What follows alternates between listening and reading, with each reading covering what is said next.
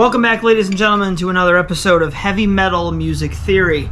What you just heard was the intro to Slayer's 213, which is a really interesting tune. I feel like it needed more support than it got. I always found it was an excellent song, well written, creepy vibe. I believe it's actually has something to do with Jeffrey Dahmer. So for what it's worth, it is a creepy, dark, evil-sounding song with some very cool intervals that make it up. So essentially what we're doing here is we are creating a descending bass line with a melodic structure that essentially stays the same. So the lowest note played then gets played lower, while the higher notes remain the same. Then it drops down another half step, and then another half step, again while those high notes stay the same, and then another half step to then the open string, which is another half step, and then back up. So we have a descending bass line that goes from G to F sharp to F to E flat and then to D. The key is a little bit vague. I'm going to assume we're in G minor because the first two chords, or rather the first two notes, are a G and a B flat, which outlines a G minor chord. So I'm going to say we're loosely in G minor. The notes that occur on the melody, the ones that never change, those are a B flat, a B natural, and an E. All right?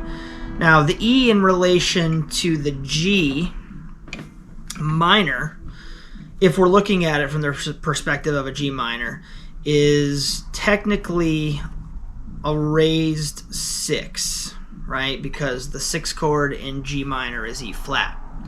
So we're a little bit off. We got that half step relationship. You also have the B, which is not in the key of G minor, as it's a B flat, as you can see on the screen.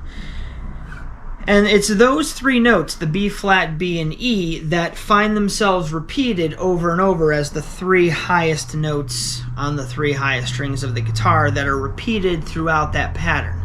And while those are repeated, again, as I said at the beginning, you have that descending chromatic bass line.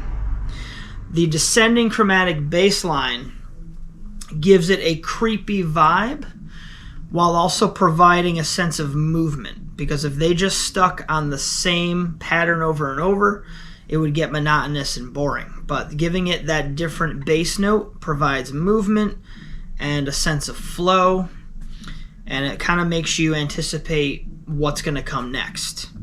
With that said, a very cool song. More about the idea of, again, notes that don't necessarily belong to the key that you're in, which is a lot of what Slayer does anyway. They pick like E minor and they'll throw in notes from E Phrygian or E Phrygian dominant. And then it's the combination of those scale notes and those non-scale notes that give the song its signature flavor.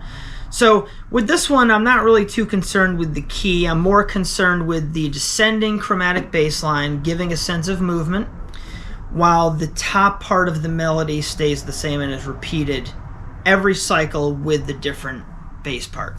So we're dealing with a theme, a descending bass line, and notes that typically don't go together, like the B and the B flat. That half step stuff really gives metal its edge and its creepiness, especially with Slayer. That's all I got for you today, guys. I hope you're all well. I hope you enjoyed. I hope you're learning stuff. Like, subscribe, leave a comment. Thanks for watching.